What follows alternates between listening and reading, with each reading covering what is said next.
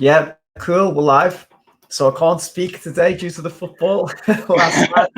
So Russell's going to take over.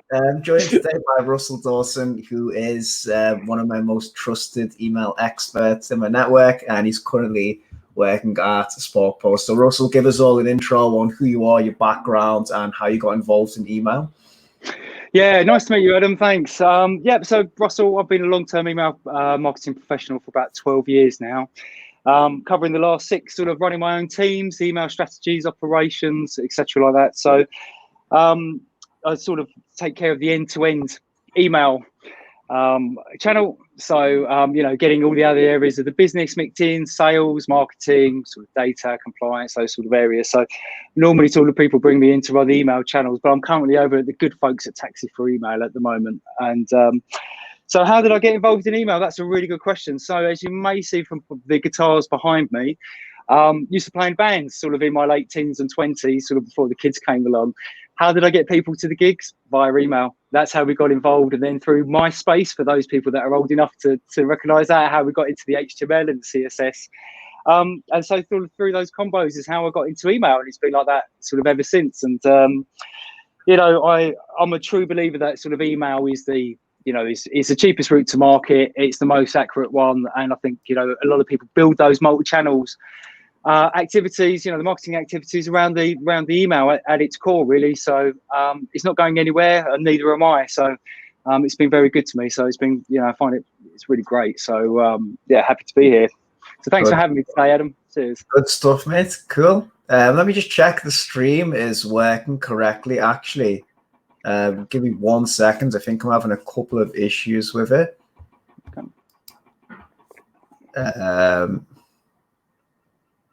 I think it's okay. Just have to carry on and hope for the best. Yeah, it seems to be right. Yeah, so anyone who's watching, Russell's obviously very technically knowledgeable about all aspects of email, domain, sender reputation. We're going to talk a lot about deliverability. So if you have any key questions, we can go quite deep into things. But why don't we start off, Russell, like at the basics? Like, give us an overview of what email deliverability is and why it's so important. Yeah, certainly. So I think the first thing to determine is the distinction between delivery rate and deliverability. So when you're sending your emails, your sending platform will have like a delivery rate on there in terms of the percentage, but the deliverability is actually where do you end up, like in certain inboxes, so spam folders, promotional tabs, like inboxes. So it's a good definition to have between there. But I think in terms of trying to get people to understand the importance of the role deliverability plays in the success of your business is pretty much to consider your email marketing database as you would do like any financial asset that your business holds, Adam. So just like all other business assets, your email list, it has to be nurtured and look after to sort of kind of maintain its profitability with that. So each email address within the database has a monetary value attached to it, right? And that's the profit that it's going to make the business over the course of its lifetime, so the return on investment minus the the cost of acquiring and maintaining it, so the cost per acquisition. The healthier an email list is, the more engagement you're going to have, the more transactions over a longer period. And so I think one of the key reasons to consider how important it is that sort of, if you were to consider on average that sort of 20% of the emails that you send aren't reaching the intended inbox, that's a huge potential untapped opportunity for the email channel. And so you have to think, well, how many more emails would be seen? How many more emails would be clicked and transacted on if you can just improve your deliverability rate sort of by 1 to 2%? So the deliverability is, should be a key pillar, within your email marketing success. And really what it's doing, Adam, is taking that very first step of the process, and that's getting your email seen by your recipient, for when they sign up. So, if, obviously for the industry that you work in, great creative, great design doesn't mean very much, I'm afraid, if it doesn't get seen. So absolutely. I think it's important. Deliverability is one of those things you just can't set and forget. It's a constant maintaining with it. And it can appear quite technical and data heavy, but actually it's taking like very small simple steps in maintaining good list hygiene, putting regular audit checks in place as well, but it is about respect. I always think deliverability comes back around to respect. So somebody gave you permission once to be on your list, and now it's your role, you know, sort of within the email channel, to make sure that that's constantly respected. And I think that's what it is. You know, great deliverability is respect. You know, really. I love that. I think you've articulated it very well. I know we touched like very high level there, like what improves it and what harms it. So let's go a little bit more granular. Like, where should you start making sure that you have good deliverability as a basic starting point for all businesses? For sure. So I think the obvious place to start would be like sort of the authentication. So again, it sounds quite technical, but it isn't. But things like SPF and DKIM and DMARC are effectively like the validations and the signatures from you sending emails to the recipient and how the inboxes transcribe that. So one of the very easy ways of seeing whether you've got your authentication set up is that having a look at your email within Gmail. There's the 3 dots on the right hand corner. You just click that, go to show original, and actually what Gmail will do is bring up whether you've passed your SPF and DMARC and DKIM within there as well. So it's a really great way of just being able to quickly check that. But you would normally have you'll have a technical administrator or someone. Again, your sending platform can help you to set that up. So I would say that's your first point of call in those.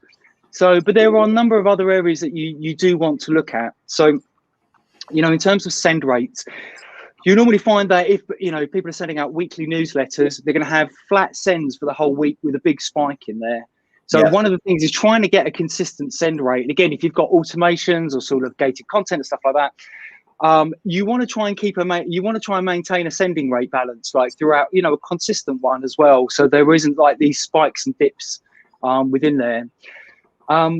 IP addresses as well. So a lot of the time, sometimes they can be shared. If you have the resource and you're sending out the numbers and you've got someone that can keep an eye on this sort of stuff, then, you know, maybe a dedicated IP resource where you stand alone with it is a good way, because then you're solely responsible for your IP reputation and your sender reputation within there. So there's a number of other things that you can do. I mean, there is templates play a part. Now, I imagine in your industry, I was going to ask you about this, is like obviously sort of the e-commerce space, very image heavy emails that are going out. And so normally taking like a PSD file or sort of large images and slicing those up and sending them. That is also going to affect your deliverability rate. So what you're trying to look at is like, you know, moving to an HTML where you've got like an 80-20 ratio of text to image within that. And then kind of in between those sends, really kind of sending like a plain text or a very HTML light type of email to kind of balance them out as well. So, you know, templates do play a part in the deliverability aspect to it as well. Bounce settings and soft and hard bounce settings and how they're set up. So that's where, you know, if the inbox is full or the email isn't being delivered, you know, looking at those settings and tightening them up. Your from name, your sending address, those sort of things as well.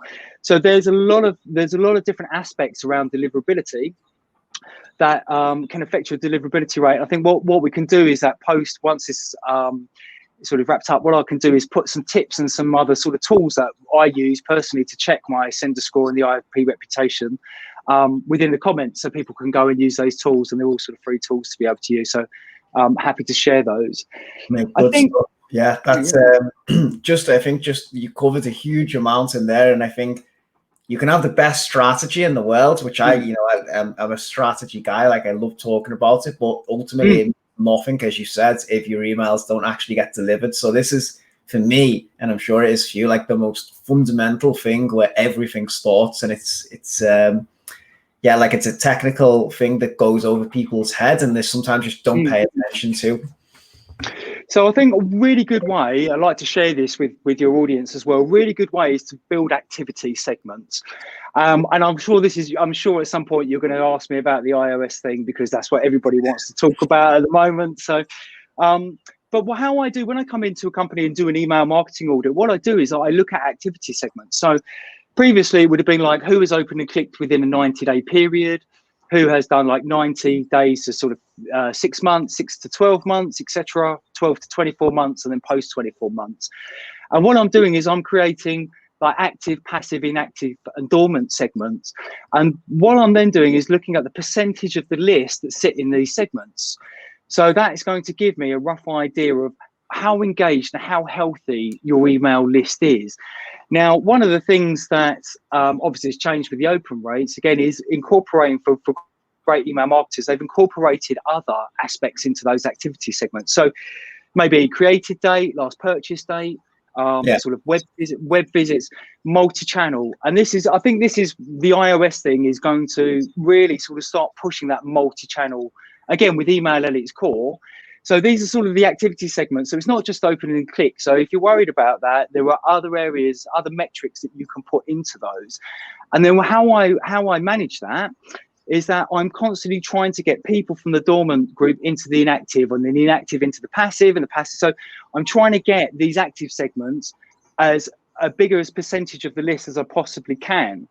And if some of your audience is struggling with like going into the spam folder, this is where you're able to sort of start taking action. So what you want to do is start increasing the email sends to the active segments of there, and then splitting them down by Gmail, Outlook, Yahoo, etc., so that you can build your sender reputation and back up with the ISPs, and then move out of the spam folder into the other inboxes. And it makes no difference whether you're in primary or promo tabs. That makes no difference to deliverability. But it's a really good way of being able to measure the list of your health and then being able to take actions, because you want to decrease the sends. Say if you've got problems with Gmail, you want to decrease those sends to inactive and dormant people while ramping up the sends to the active segments within those as well. So bit of segmentation work to be done, bit of tracking work to be done on that as well. But that's where I finds really insights into how healthy is the list and how is it being treated. So that's a really great way. I thought I'd share that with you because that's one of the audit trips I use. Yeah, let's go a little bit deeper on that. Actually, I think that's really valuable advice. Like, you're isolating the inbox providers then, and then like how are you approaching this? Say, for example, you have a generic, 90-day engaged segment, anyone who's opened or clicked an email within a 90-day period. Are you then like isolating, like, this one's on Yahoo, this one's on Outlook, this one's on Gmail, and then varying up like the cadence, how you're sending to those people? How do you approach that? Yep, that's exactly it. Yep. So basically segmenting the list. So when you say, if you've got a weekly newsletter, for example, you probably want to split the sends out. So it's going to the active segments first. And again, if you want to do sort of Gmail and stuff like that, that engagement, the higher engagement, is then going to benefit the next sort of passive and inactive segments that you're sending out the newsletter to. So they're going to benefit from that because, the ISPs are going to look at that and go, well, people are engaging with this list. And then you've got the next lot coming on board with that as well. So it does take a bit of manual work to get it done, but most sending platforms you'll be able to do those segments and then use them for when you come to do the sends. But just keeping track of your list health, and identify those trends, because what you want to see is nice trends from people moving from the lesser engaged segments to the more active ones as well. And again, that's where you probably would put extra emails or campaigns to go out, maybe preference center emails. If you haven't got preference center, it's really great idea to get that sorted out. So, getting people to come in and tell you what they want to hear from you about. Mate, so it's crazy, isn't it? The amount of people, even in the last couple of weeks, like every time I do an audit of an account, I always go into the preference center, one of the first things, and it's just usually like name, email. And such like a basic missed opportunity to find out more about the customers that no one even puts any effort or thought into. Yeah, that's right. And I think, again, that's going to help you with the deliverability. So all the work is up front. And the main thing is that it's a lot easier to keep people engaged from the beginning than it is trying to re-engage them when they've gone cold. And obviously, the amount people seem to forget about the cost per acquisition, the amount of money the brand has spent acquiring these email addresses. So one of the issues around this iOS thing is, it's about capturing that data, the right sort of contextual data that's going to help them. And obviously, like quiz funnels, or sort of, be able to use that data to send people down different welcome journeys or different paths within there. So that is far more relevant and contextual for those users, rather than everybody just gets a batch and blast. And obviously, one of the key things as well, when people sign up for your emails, keep them away from the main retention sends. you know, like the newsletters and stuff like that, until they've gone through this Yeah, onboarding program. Because if your timing is not right, if you're leaving a couple of days in between that's it, and they're going to get a newsletter and go, well, this is totally out of context for what it is I came to the brand for. So getting the right data at the beginning will help keep your audience engaged for longer.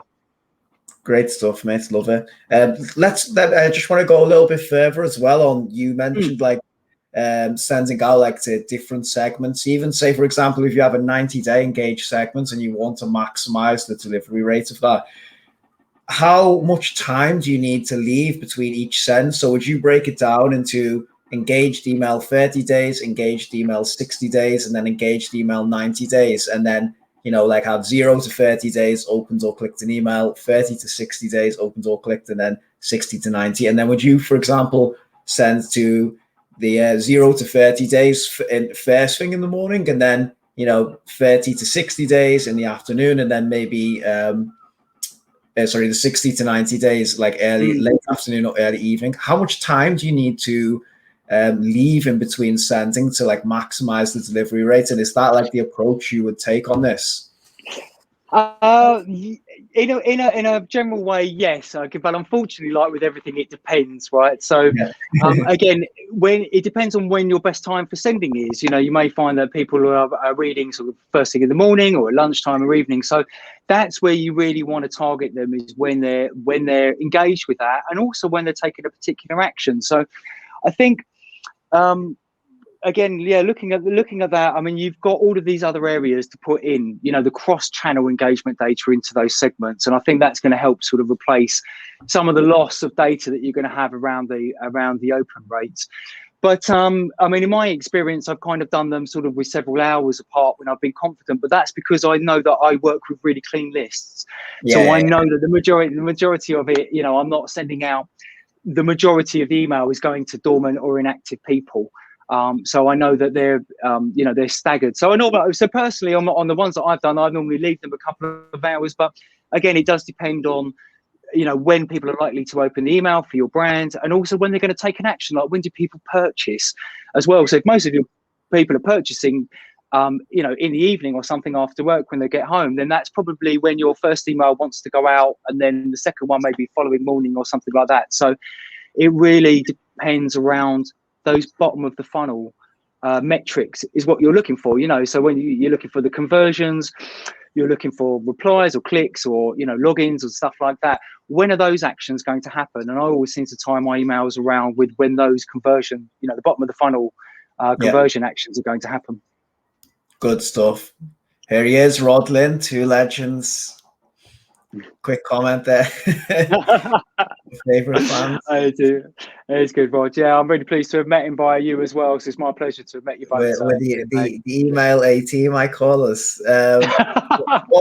One thing I want to ask you, actually, how important do you think is getting replies to the emails? Does this help with deliverability? Yes, it does. Yes, it does. Yeah. So I think that this is another thing. So I mean, like around these changes, I mean, it's about, you know, designing your emails with these different actions in mind. So trying to move past the click a little bit. So direct replies are excellent for those. And there are, again, like making your social channels prominent within there. Again, any other areas that you can find sort of that take away from the click to feature into there, any other part of engagement, because people may not just want to go and click, they might want to go and look on the web, or go and look on the social, etc., like that. So there are definitely other aspects that you can put in, but replies are always a great opportunity. And I think one of the key things with the deliverability, right, is having feedback loops in and having having the reply to inboxes. So one of the things that I was taught very, very early on with email career is that the emails, you just don't go into, it's like almost like saying, I want you to hear from us, but we don't want to hear back from you. So you've got to have these open inboxes, and they can be a real drag, and I've managed them before, right? But unsubscribes and bounced addresses come back in there. You can clean your list. But people also manually just put, unsubscribe me or anything else, and you can do that from those aspects. But having that open reply, you'd be surprised how many upsells and cross sells come through from there, or how many leads from sales or for products and stuff like that come in. So again, managing the deliverability side of it and the authentication, the activity segments, also like the open inboxes and the reply tos to deal with that as well. And there's nothing better than replying to a marketing email and getting a real life response from someone, and you're like, right, this brand has, in my estimation, that customer experience has increased, because most of the time we just, so a lot of the time you see those do not reply to email addresses, and they're almost like, I hate it.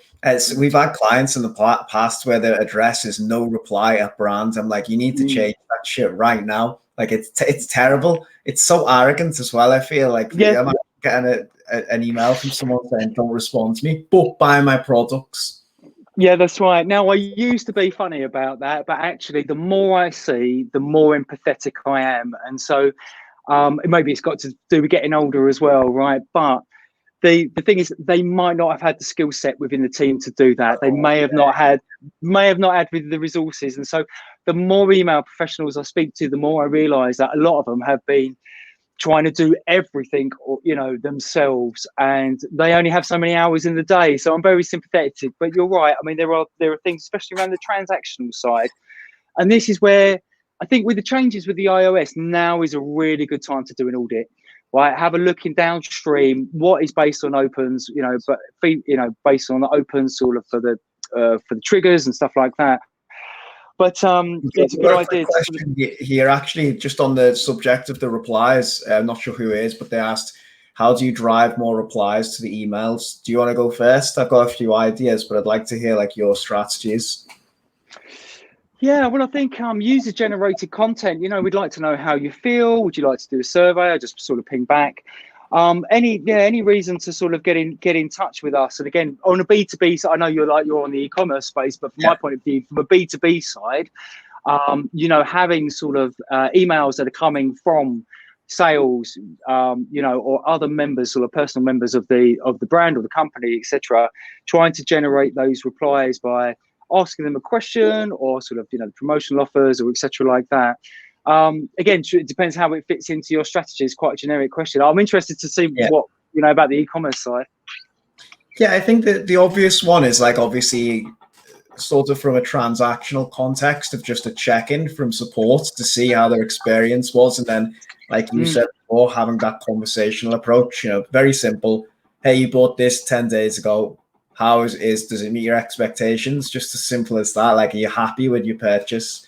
But then like on a mass campaign marketing level, which I think you might need like a bit more of a sophisticated approach. What we've been doing recently is actually, we sent one out today, like playing like competitions, like true or false, like answer this about the brand, like number 1, number 2, number 3. And then sometimes, we're giving prizes out and then announcing them in follow-ups on the email.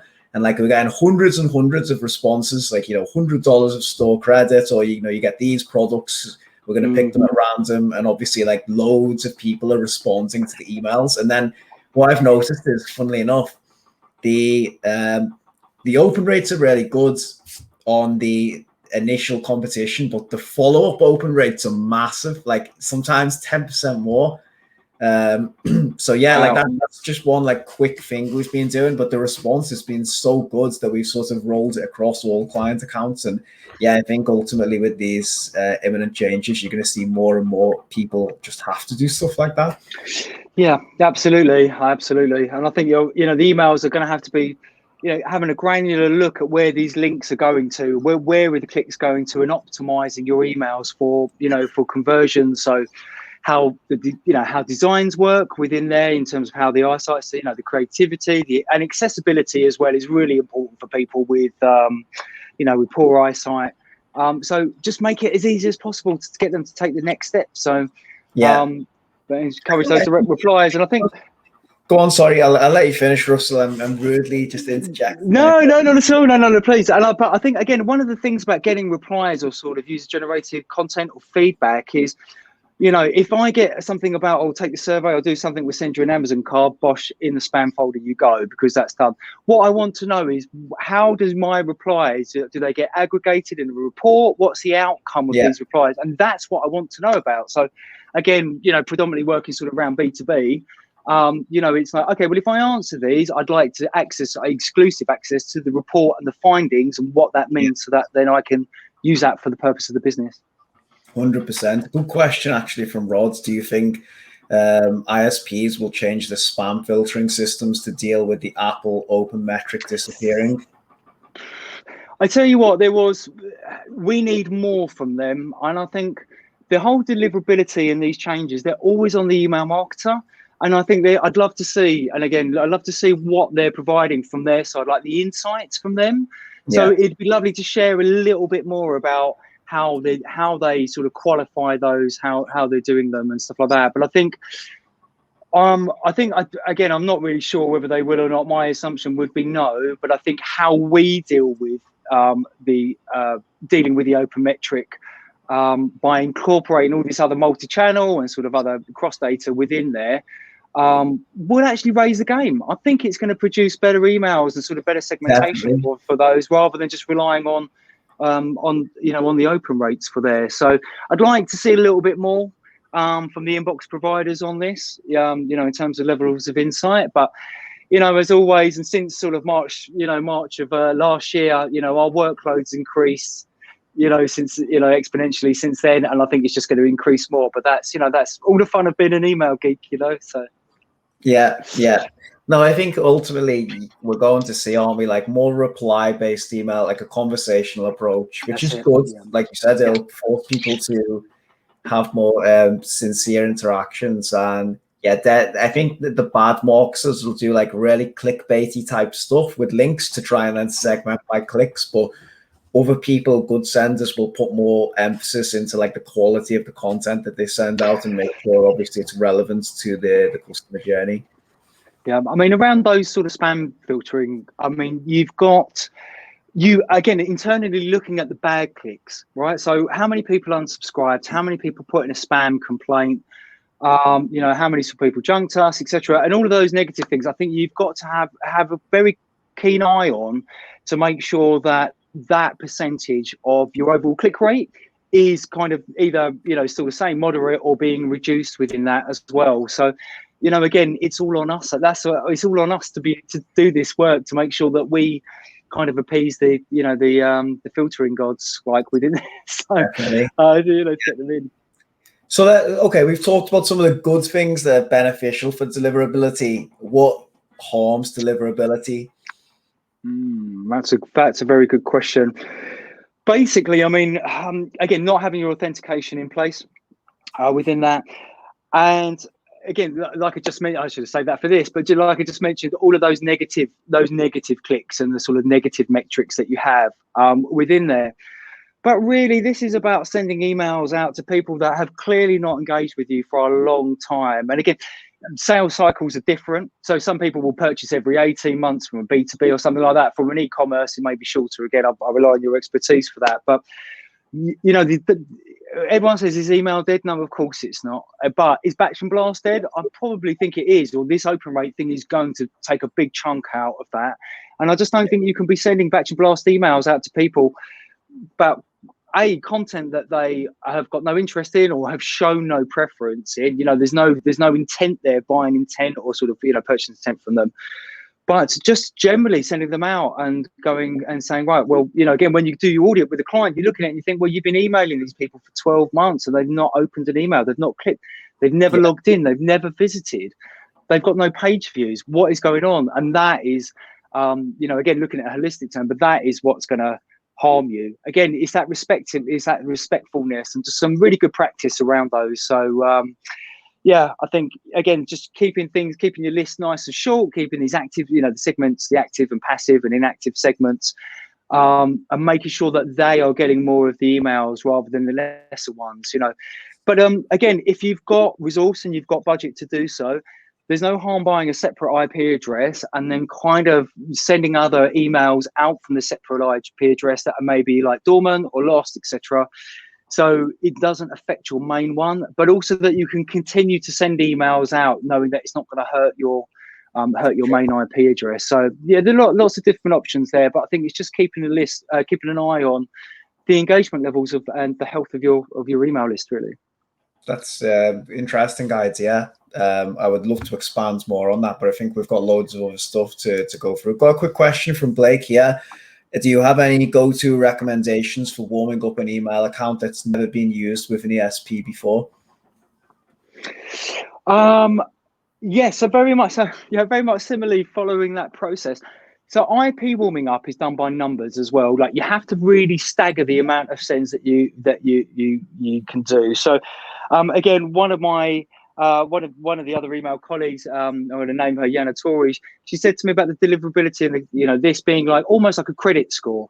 And it's the same thing with the IP warm ups, right? You've got to just do it bit by bit. You've got to build that credit up with it. So doing the IP warming, take your active engaged segment first, send those out and try to send, the number of emails out to them first before bringing in the others, and then start ramping those volumes up. So it does depend on which ESP and sort of, again, the list and the sort of volumes that you're sending. So like with everything, Adam, it depends, right? But so take those active lists, use those segments, and then sort of just increase those numbers, either daily or on a weekly basis. And that goes back to one of the original points about having these consistent sends, right? So making sure you've got enough content, make sure you've got enough emails going out the door that can produce that consistency, really.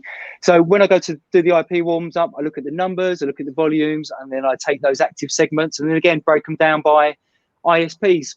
Maybe do the Gmail ones first, Outlook, Yahoo, etc., like that. So that's how I've found getting them warmed up. Good stuff. So if we had to summarize like what harms deliverability, would we say the overriding message is just don't email people who aren't engaged? On the whole, yes, but again, you want to try to. You're never going to win people back by not sending them email. So maybe putting them on a different IP or having them outside of one of your busy periods and kind of putting them into an inactive workflow of maybe 10 emails or something like that. And then if they get to the end of it, they haven't engaged, just suppress them. And one of the ways that, because again, senior stakeholders at director level, etc., they're like, we don't want email addresses deleted. So just suppress them. So we're not getting rid of them, just suppress them within there. So they just don't get the mailings that go out. And you'll see that there's again, more open rates, more engagement on that aspect with it. So, but yeah, it's really just keeping an eye on those segments, trying to do campaigns and sort of promotions to get people to move up to those more engaged segments within there and try and keep it that way. But at some point, Adam, it's costing you money to send to these people and they're not opening, they're not doing anything. So you really, yeah. Let me ask you something. Actually, it just sort of popped into my head. Be curious to hear your thoughts. Do you think you could increase like the deliverability by increasing the frequency to the really active people, and then that would have like a positive knockover effect to some of the more inactive segments? Have you ever experimented with that type of strategy? I've kind of separated them and put them on their own little niche. So I mean, obviously, if they're signed up, permission to like a weekly newsletter or something like that, they get sent last, so it doesn't impact the deliverability for the others. But what I tend to do is try to do the campaigns for them, but particularly on those. So based on, again, previous purchase history or, their data source, where they've come from, with the type of content they were looking at. And then trying to entice them back with whatever it is that they were looking at. Now, but people move on. I mean, what I was looking at a year ago isn't what I'm interested in now.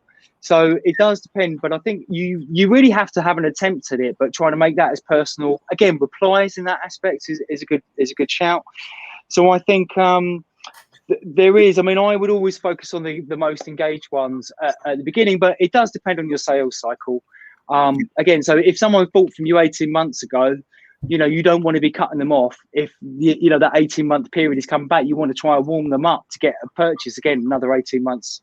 That 18-month time frame. So I try to just segment them and then try to put them into their own workflows, like the win backs or actually special promo campaigns with those, and treat them separately. Yeah, the separate IP is an interesting one. I think that's a topic in itself. I'd like to talk to you after this and another time about this. So let's go on to the big subject, which is on everyone's lips right now. We've covered quite a bit of it already. Like, what metrics are we going to look at, like post iOS 15, like when this rolls out? How are we going to start to segment people, because like an average click-through rate, click rates, can be between 1 to 3%, maybe 3 to 5 on the really good sides. Like if you do a mass marketing sense, like how would you prevent losing people who are opening but not necessarily clicking? Do you think that maybe you would have to include like stop gaps in between every few sends to say, click this email if you want to stay subscribed, or like and then automatically like getting rid of them after a while based on that? Like, what's your approach to this? Yeah, well, I think again, it's a very good question. I think the metric part of it again is looking at sort of the conversion funnel further on down the line in those sort of engagements. The thing is that if people are open and clicking, if you've got a low click to open rate, that's where your subject line is not the message is not your subject line is promising something that your message or the body of the email is not delivering. So I think you've got to do that. You've got to do that subject line testing, and it's a really good idea to sort of have a look at what type of creative or offers or messaging is working while you still have access to that data in that side of things. So if you are having low click to open rates, it's because something to do with that your messaging or the subject line is not, people are opening up the email and it's not delivering that. So I think, that's something to look at. Do you think, sorry to interrupt this one, but do you think maybe, because I've been a proponent of saying in the past, like, it's not the be all and end all of like clicking an email, because sometimes, and a lot of the emails we designed, like the values in the body of the email. So there's not necessarily a need to click somewhere. I'm thinking like sometimes now our methodology might have to change to actually like force the brands that we work with to create more content and say like, look, we need to drive traffic and click-throughs from this. So there's more pressure on the brand as well to generate things that are worth clicking on to then like go and browse and see on the website. Do you think that'll become more prevalent? I think so. Well, I think again, stepping back and having a look at the bigger picture is the key thing here. It's about what are we reporting on, and really you want that value, the average value of the email address, the lifetime value to be increasing.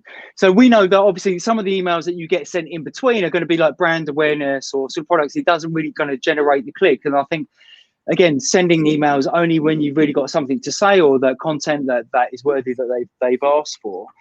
So I think looking at the list overall will kind of negate some of the granular levels with things like this. So I think, again, pushing people to other areas, that isn't just reliant on the click. So like we spoke about earlier, like the replies or the social aspects or anything else like that, putting in there, because I mean, attribution is so difficult to measure, right? There's a lot in there, but again, no one really sees, the whole value that the email channel brings to it. So people will open the email, they won't click it, but then they're going to come and join your site later on in the evening or go to the social or wherever their preferred channel is.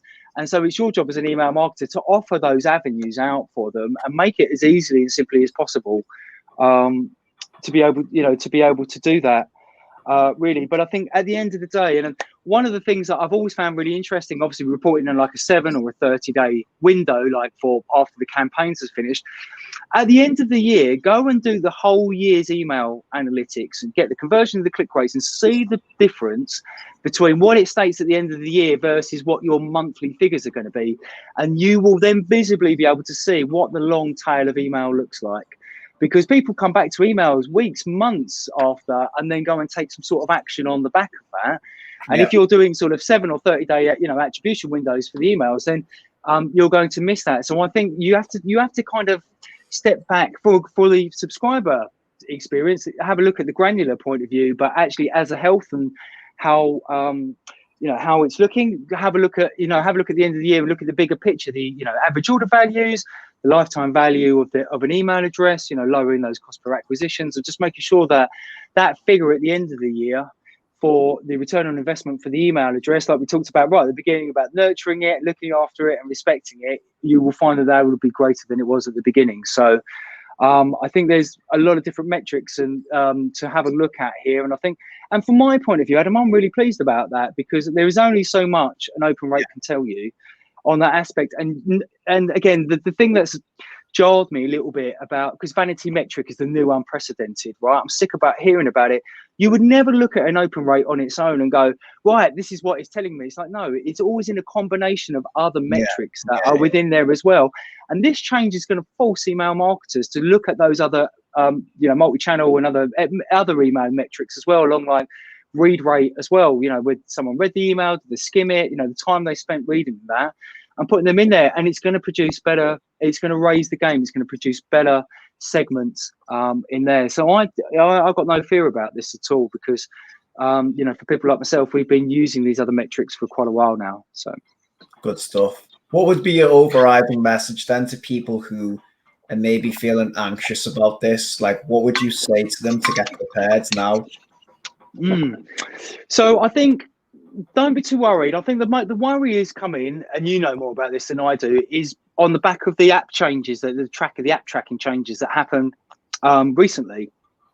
So people are looking at these in combination. So again, I think they may be panicking about it, but I don't think that's the case at all. I think taking a holistic view, about what the subscribers can do with your emails, and like again looking at those preference centers. If you haven't got one, get one set up and get those in, so that people can tell you what they are looking for, and have the customer at the heart of it. So actually, you're just delivering what they're asking for.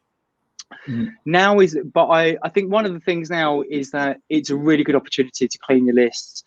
Right, go and run them for a verifier, or again sort of checking them out.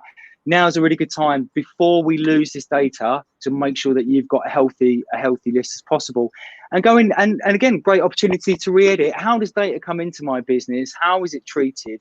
Now, how is it segmented, and etc. Within that? So it's a great idea to have a look at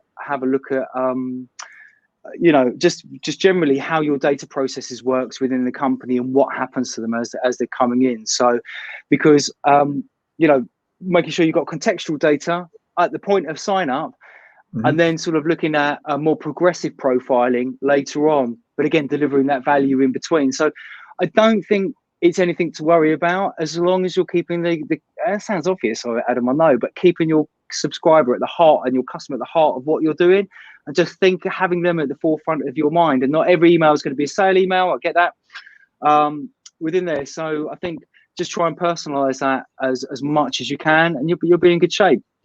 It is basic advice, but I think ultimately the reason people just don't do it, do they? Like, they just have a one-way conversation where they just blast the shit out of everyone and think, because they just saturate them, like they're going to buy. But I think what you're basically saying is just create positive touch points that are relevant to the customer, and you'll be fine.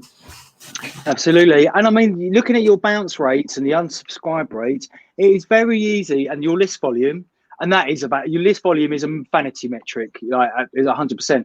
But you have to look at your churn rate and the unsubscribe rate and the complaint rate, and you will very easily be able to work out how long it is before you completely exhaust your email list.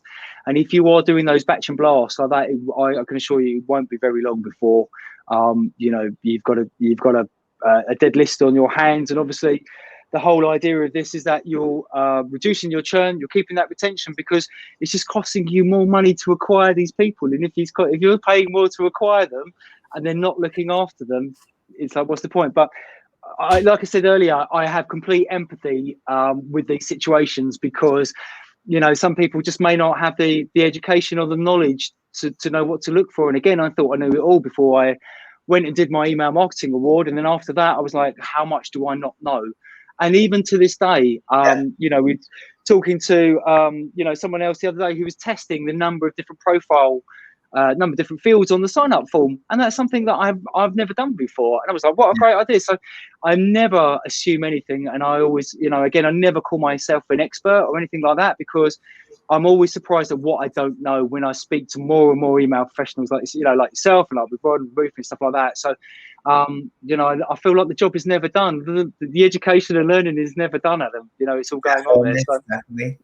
It's interesting, isn't it? I think email for me is like, it's such an intricate channel that some people think is simplistic, or you just build an email list and send them. But you know, inside, or I was actually speaking to someone else who owns an agency. They were asking for advice yesterday, and I was explaining to them how many people were involved in you know, the process of just building a campaign email for us. Yep. Like everything from strategy to project management to copy, design, someone building the email, and then someone like QA testing it. It's like, that's basically 6 people for one email, like each with a dedicated role. And then yeah, like there's a lot that goes into it. So yeah, absolutely. No, and I get that. And I hope you don't mind if I put a little promo in here, but that is exactly the reason why I'm at Taxi for Email, right? This is because it's to reduce the email production time by 8%. If you've got comments coming in from everywhere, you've got sort of, you know, silo data parts of it. And so having a platform like that reduces your build time by 8%. Everything's, you know, streamlined. You've got the workflows, comments and approvals and the exports and stuff like that. And then what that does is it frees up the time for strategy, so you can get off the hamster wheel of this constant building, production, sending aspect, and really start to get on with, you know, things like RFM modeling, you know, and segmentation and the strategy part of it as well. So if you're on that hamster wheel, it's really difficult to sort of find the time to advance your email maturity levels if you're constantly going through the same thing. So that's one of the reasons why I went to Taxi, because I could absolutely see the value for an email marketer that, you know, that it's going to provide. So little pitch over there. Thanks very much.